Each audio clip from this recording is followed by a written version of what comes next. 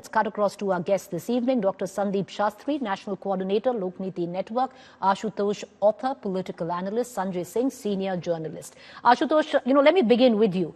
There are two ways to look at it. One, the Congress falling into the BJP trap, because now a party which anyway called them a party of appeasement for a particular community will go to town calling them anti-Hindu. The other way around, they would have been damned in any case. Damned if you do, damned if you don't, might as well not go. See, Preeti, I think there should be absolute clarity on one issue, that this was an event which was managed by RSS and the Vishwa Hindu Parishad and the BJP. So the Congress has to make a choice whether they want to be a visitor to an RSS-led event or not. They made a choice, and I think it's an ideological choice.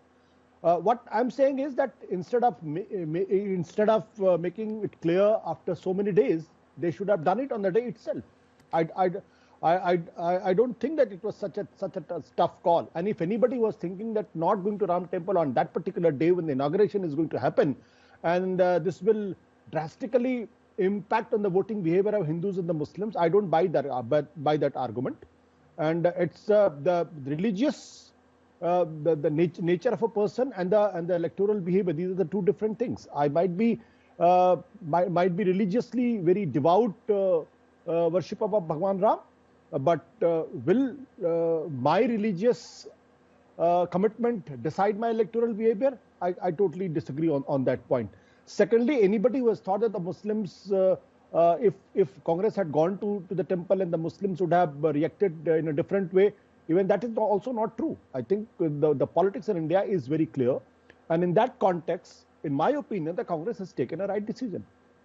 All right. Sanjay Singh, do you concur? Because now the BJP is very clear. They've already laid the narrative that the Congress is anti-Hindu. That's why they've decided not to attend. See, Preeti, I'm afraid Congress's decision today and whatever they have said only perpetuates what Mr. A.K. Antony has written in his report post 2014 election, saying that there is a perception that Congress has become a party of Muslims and has been alienated, I'm paraphrasing, alienated from Hindu political thoughts and Hindu electorates. What is another interesting factor, if you read, you are showing as to what Congress party has written, has said in its statement. In Hindi, that becomes even more interesting because Hindi goes to larger masses. English, it says 2019 के माननीय सर्वोच्च न्यायालय के निर्णय को स्वीकार करते हुए और लोगों की आस्था का सम्मान में श्री मल्लिकार्जुन खड़गे, श्रीमती सोनिया गांधी और श्री अधीर रंजन चौधरी भाजपा और आरएसएस के इस आयोजन के निमंत्रण को ससम्मान अस्वीकार करते हैं. When you are honoring and you are saying that you are accepting that faith of millions and also honoring Supreme Court's verdict on the case, you at the same time, in respect to that and while honoring that, you are submitting that you are not going there. I see this is slightly contradictory because this may become a counter narrative to form against the Congress by the BJP and allied sections.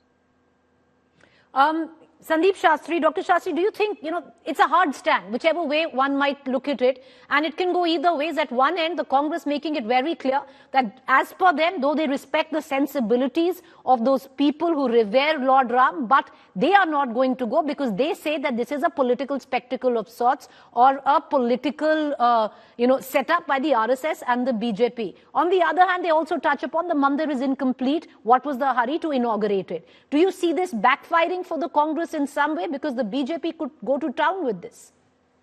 Preeti, the Congress was clearly walking a very, very thin line.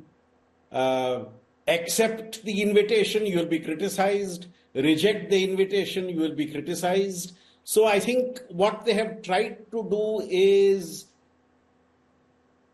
state that you have all respect for the construction of the temple, but the inauguration is something which is becoming political, therefore we will not go.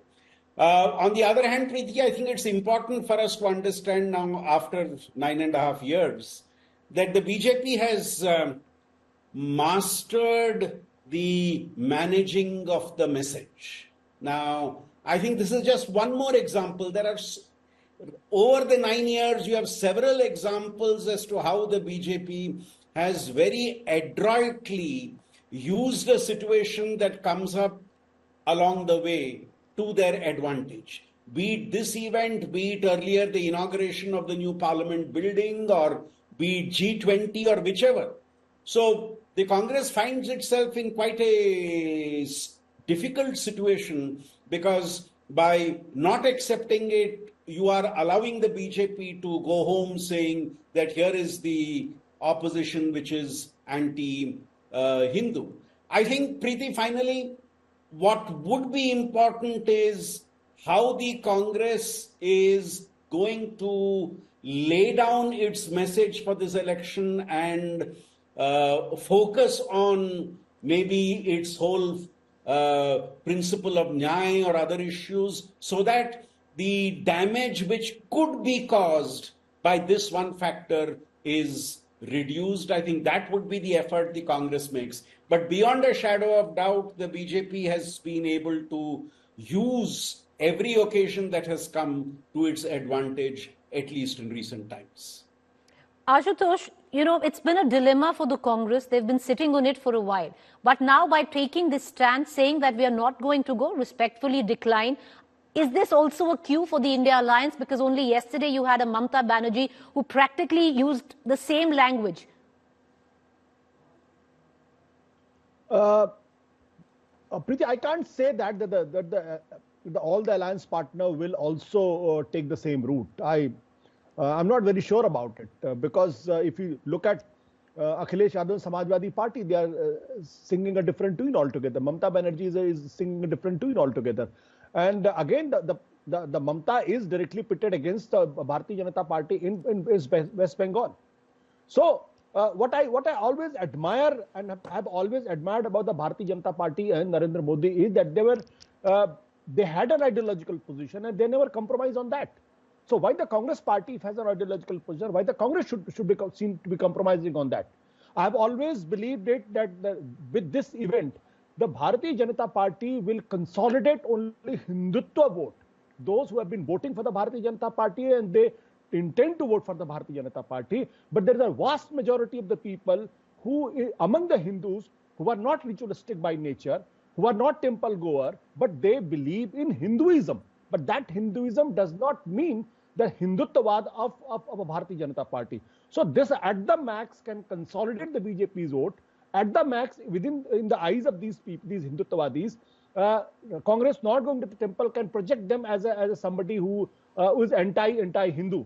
But I am not buying that argument that this is a mistake which the Congress party has committed. Certainly not. There is still 63% of the population in the country who has voted for the Bharatiya Janata Party in 2019. And this 63% Hindu voter has a majority of them are Hindus. So there is a substantial chunk of the people who don't buy who don't buy the BJP's argument, or who don't buy their ideological position, or don't buy their temple as a political issue. And I'm sure there are many people who make it very clear that going temple is different, voting for the BJP is different. And if somebody is not going to the temple, that does not mean that he or she is anti-Hindu or the anything else. All right,